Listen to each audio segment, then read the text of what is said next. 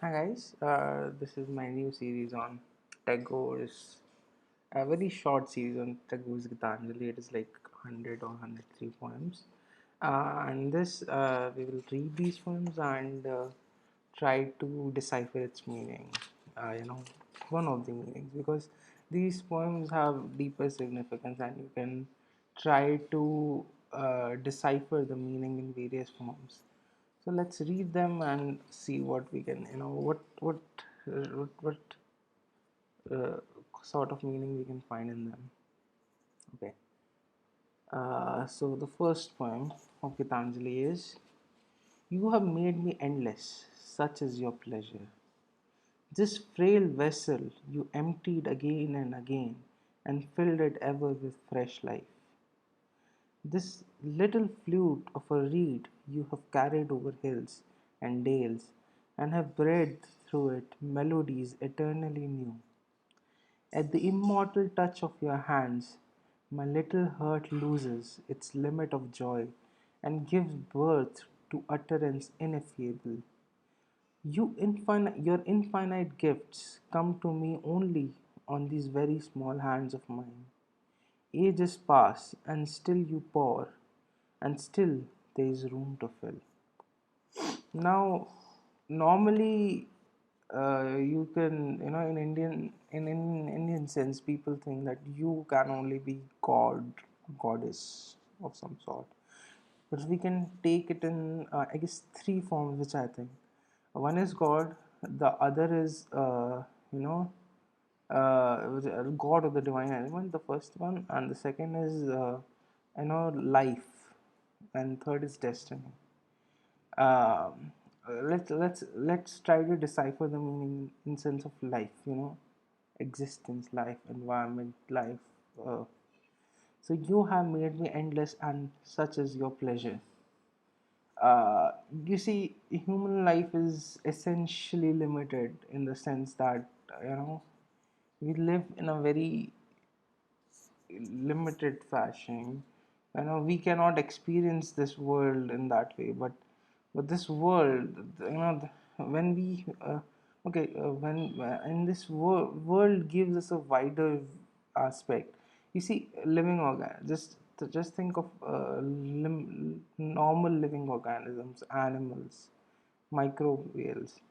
They cannot, you know they cannot come out of their restrictions. They cannot see this world, but we can, and that have made us endless. This frail vessel you emptied again and again, and filled it ever with fresh life. In this life, we are experiencing new realities every day. It's only if we can see them, if we can experience them in that way. The little flute of a reed you have carried over hills and dales, and have bred through its melodies eternally new. Uh, yes, so basically, in sense, God, they have carried, they have given us varied experiences. They have made this life pleasurable and more adventurous in that sense. At the immortal touch of your hands, my little heart loses its limit in joy, and gives birth to utterance ineffable. So yes, in a sense that, uh, basically, when we come into contact with the higher self, the eternal, to the nature, to life, it's the thing of it's the most joy we could ever have in that sense. And the infinite gift comes to me only in the very little hands. So, the destiny, the God, everything is eternal. The spiritual power, this world is eternal, but we only have these small lifespan, small, windows. We are only little windows through which we can experience everything. Ages pass, and still you pour, and still there is room to fill. This is continue. This cycle continues, and destiny, life, God, everything is, it's going on. Second poem. When you command me to sing, it seems that my heart would break with pride, and I look to your face, and tears come to my eyes. All that is harsh and dissonant in my life melts into own sweet harmony, and my adoration spreads wings like a glad bird to its flight across the sea. I know you take pleasure in my singing. I know that only as a singer I could become your presence before you, I come before your presence. I touch by the edge of the far spreading wings of my song your feet, which I could never aspire to reach. Drunk with joy of singing, I forget myself and call you friend who are my Lord. When you command me to sing, it seems to my heart would break with pride, and I look to your face, and and tears come to my face. So Tagore here tries to express his joy.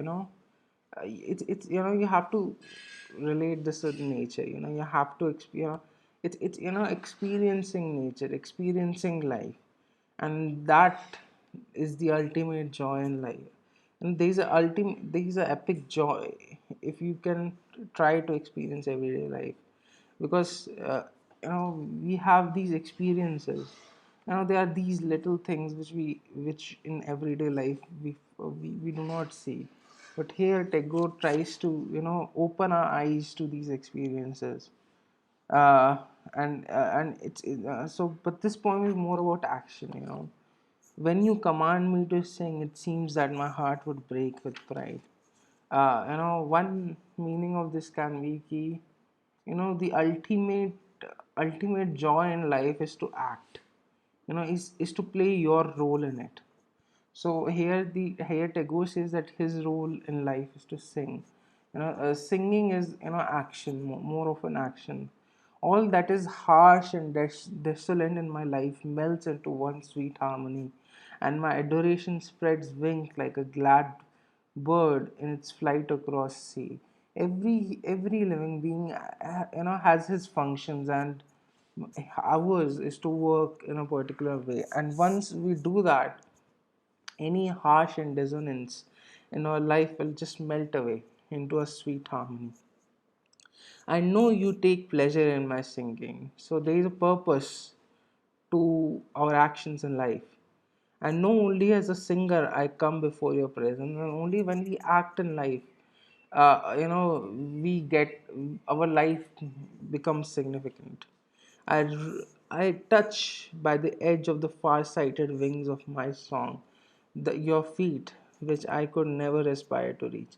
And then, if you can take, we honor, we respect this world, we respect our life by doing this work. Drunk with the joy of singing, I forget myself and call you friend who are my Lord. And in this respect, by working, by giving our best, only we can become friends with this existence. Okay, so the next poem, the third poem. I know not, I know not how you sing, my master. I ever listen in silent amazement. The light of your music illuminates this world. The life breath of your music runs from sky to sky. The holy stream of your music breaks through all stony obstacles and rushes on. My heart longs to join in your song, but vainly struggles for a voice. I would speak, but speech breaks into the not into song, and I cry out baffled. Ah, you have made my heart captive in the endless meshes of your music, my master. I know not how you sing, my master. I even listen in silent amazement. This again is This again is in the it's it's talking about Tagore is talking about the amazing things which this creation has made.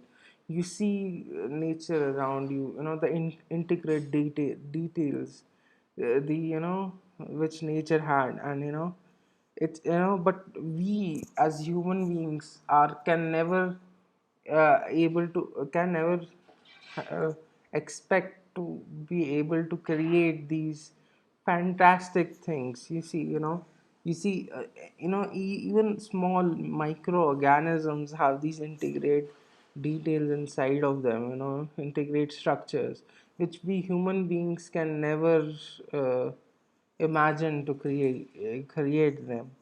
My heart longs to join in your song, but vainly struggles for a voice. I would speak, but speech breaks into song, breaks not into song, and I cry out baffled.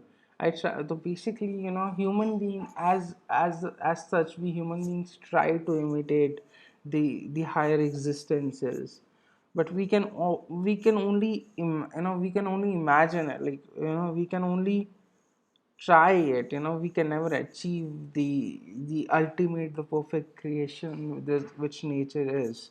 We see today's science and technology tries to imitate things, but they cannot create things. uh, they cannot create the original existence, right? So, and you have made my heart captive in the endless meshes of your music, my master.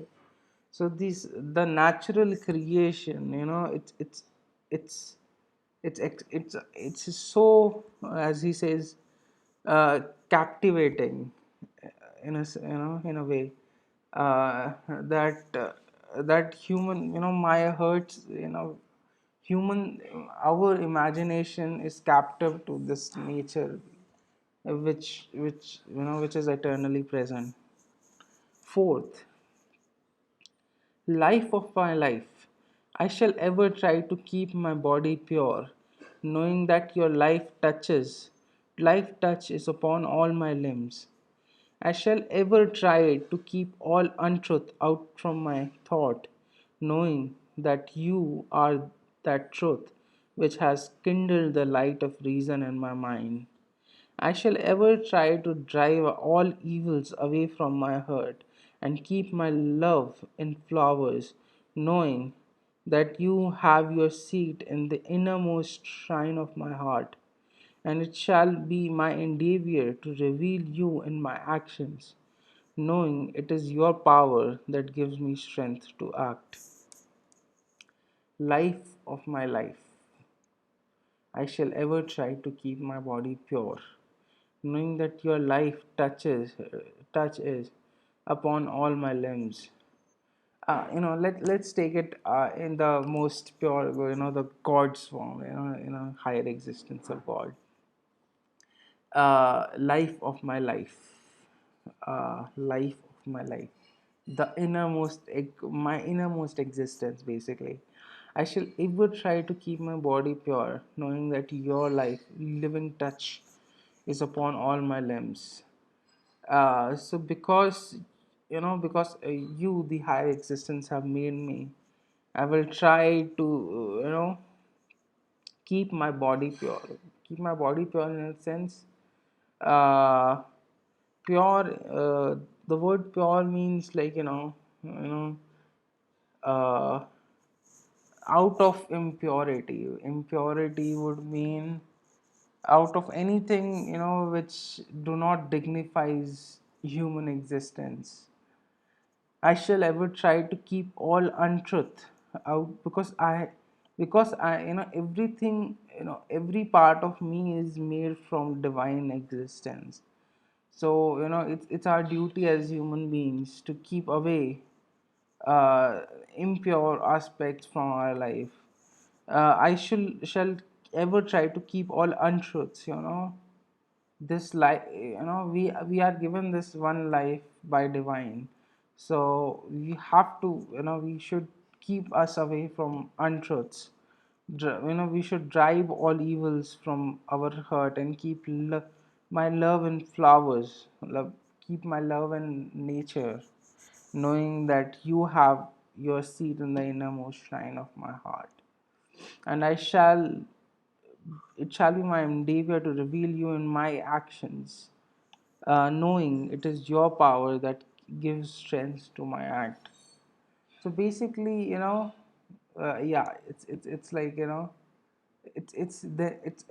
it again impresses on us to act in a certain way, to act in a pure, in a good way, in a better way, because the God has touched every part of our existence. Mm. Okay, next poem. Poem number 5. I ask for a moment indulgence to sit by your side. The work that I have in hand, I have finished, I will finish afterwards. Away from the sight of your face, my heart knows no rest, nor respite, and my work becomes an endless toil in the shoreless sea of toil. Today the summer has come at my window with its sigh and murmurs, and the bees are plying their ministerially at the courts of the flowering grove. Now it is time to sit quiet, face to face with you, and to sing dedication of life in this silent and overflowing leisure. So, okay. So there is this concept, I read, as I was reading Nehru's work, also side by side. There is this concept of, one concept is of, work. You express everything by, by action, by act, acting continuously, and then there is this uh, uh, this act, this silent leisure, it's not leisure actually, it's, it's solitude, how should I describe it, inaction, but it's not inaction is the wrong word for it. No, there is this uh, hmm, mental solitude phase, like, so there is this active phase, but these are not two different phases. There is action and there is solitude, and those can exist side by side. In Indian philosophy we use the term nishkam karma, where you do not think of it but you do work. In the last point we were saying, you do things in a pure way, you use truth, you do not use hatred, envy, or those things. In this, it's talking about, okay, I ask for a moment's indulgence to sit by your side. The work that I have in mind, I will finish afterwards. So in a way, it's saying that, in work in my mind. So away from the sight, so the work in my mind I will do afterwards. But I'm still doing a work, I'm by your side. I want to indulge by your side. It's the, yeah, so it's again the concept of nishkam karma. Away from the sight of your face, my heart knows no rest, not respite, and my work becomes an endless toil, a shoreless sea of toil. Yeah, so this is saying that, if I do not accept the the the reality or my destiny, uh, if any one of you, if any of one of us do a work which is, let us interpret this in terms of destiny.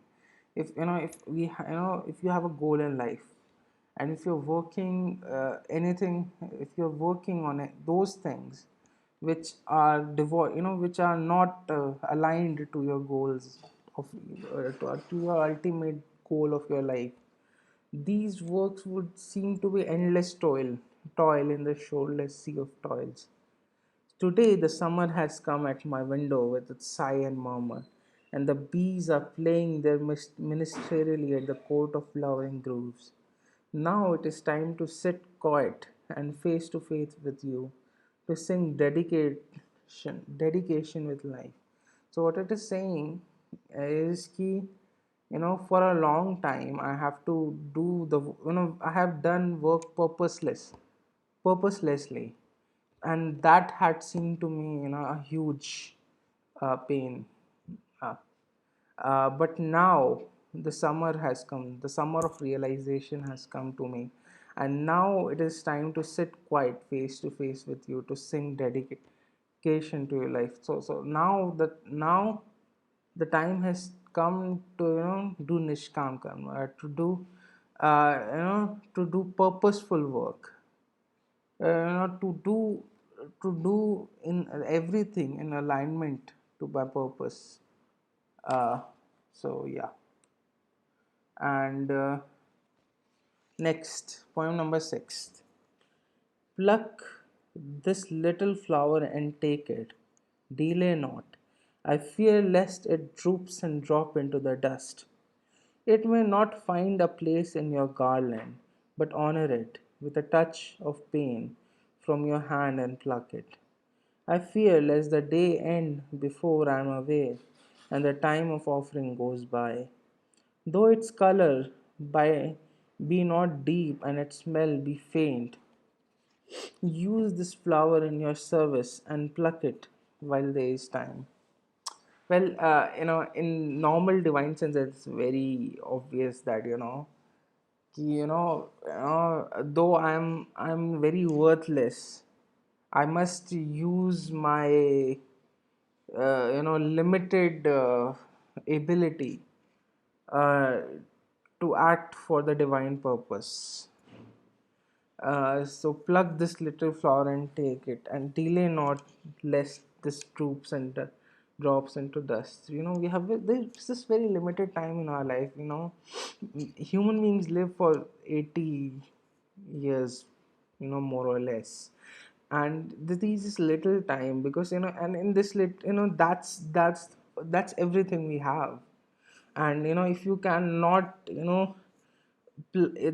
pluck it, in a sense कि, if you cannot use it for a good purpose, this life will go to waste. The flower will fall, we will die.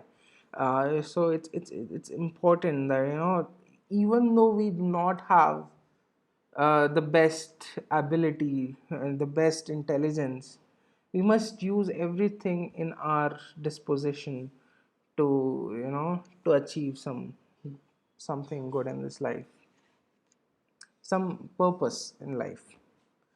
Point number 7. My song have put off her adornment. She has no pride of dress and decoration. Ornaments would mar our union. They would come between you and me. Their jingling would drown your whispers. My poet's vanity dows in shame before your sight, O master poet. I've sat down at your feet. Only let me make my life simple and straight, like a flute of reed for you to fill with music. This is the most this is about simplicity, and this is the most, it has given its meaning very simply, because it has written it as straightforward as it can. Oh, let me make my life simple and straight, like a flute of reed for you to fill with music. It's anti-materialistic, let's just say, in a sense that the more attracted to material world we are, the more things you try to amass, the you will go away from life in that way. As I said, this Tagore continuously talks about having awareness and awe for, and having an awe for nature. But when we try to have this attraction to consumerism, materialism, we try to amass more wealth or amass more things. You want you go to Amazon and you want to buy something like that. uh, you are going away from the real experiences in life. So and you're going, so that's my poet's vanity dies in shame before your sight. because we are not able to experience life in that way, life in in the deeper sense, if we are just attracted to these materialistic, these shallow aspects of life. Point number 8. The child who is decked with princess robe and who have jewel chains round his neck loses all pleasure in his play. His dress hampers him at every step. In fear that it must be frayed or stained with dust, he keeps himself from the world and is afraid even to move. Mother, it is no gain the bondage of finery if it keeps one shut off from the hurtful dust of the earth, if it rolls one of the right to entrance to the greater fear of commerce of human life. Com- Common fear of common human life. Again, so it goes one step beyond. Point number 8. It goes one step beyond in saying that, you know, because if due to our status, of our wealth and status, of our material gains, we are not able to experience life as it should be. What use there is of any gain in that sense? Because in that sense, this fine life is making a bondage of us, making us more bounded. Wealthy people, some might expect that, the richer we get, the freer we get. But that's not true in sense, because but when we try to amass more things in life, we are scared, because we are scared of losing them, and that makes our life more bonded. We become more slaves to these materials, and that makes our life more, less free in some sense. Point number 9. O fool, to try to carry yourself upon your own shoulders. O beggar, to come to beg at your own door. Leave all your burdens on his hand, who can bear all, and never look behind in regret. Your desire at once put out the light from the lamp it touches with its breath. It is unholy. Take not your gift through its unclean hands. Accept only what is offered by sacred love. Again, O fool, to try to carry yourself upon your own shoulders. O beggar, to come to beg at your own door. Leave all the burdens on his hand, who can bear all, and never look behind the regrets. Okay, let me interpret it in this form. Uh, you see, human beings have this tendency that take they want to suffer for every other thing in their life. They want to take these burdens, mental burdens, not physical burdens. Anything they try to think about the what will be the result of it. So what it is saying is to leave those burdens for the divine, for the God to think about. You you do you do your thing, you do everything what you want. Leave the outcome, leave the outcome to God. You do what you can do the best. Your desire at once put out the light from the lamp it touches with its breath. It is unholy. Take not the gift through your unclean hands. Accept only what is offered with sacred love. Do everything with love and devotion. Ditch, ditch taking burdens in your mind. That's not holy. It's unholy. Let's just say. And last point for today, point number 10. Here is your footstool, and there rest your feet where lives the poor, the lowliest, and the lost. When I try to bow to you, my obeisance, my deferential respect cannot reach down to the depth where your feet rest among the poor, the lowliest, and the lost. Pride can never approach to where you walk in the clothes of the humble among the poorest, the lowliest, and the lost. My heart can never find its way to touch you keepest company with the companionless among the poorest, the lowliest, and the lost.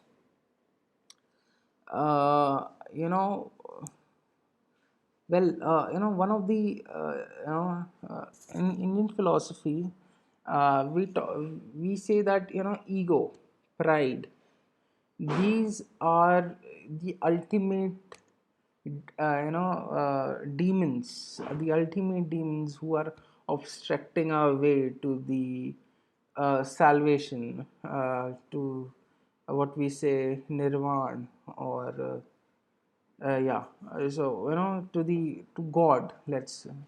So we have to, God resides with the when so Tagore here says that God keeps company with the poorest, the lowest section of society. No, it's not the lowest section of society actually. The poorest, the lowliest, and the lost. What it means is those which have those which are which have lowest ego in this world, because ego is as we grow, as we our material wealth grows, or ego grows with it. So because we can achieve more, as our material power grows, our ego grows with it. So but and this ego is detrimental to achieving any real thing in this life. So if you want to achieve, if you want to go close to God, or if you're not atheist, if you're atheist, if you want to really experience this life in the ultimate sense, you have to drop your ego basically. One has to leave his pride and choose humbleness, because only when you're humble you can find a better way in life. So that's it for today. Let's we will come up with 10 poems next time.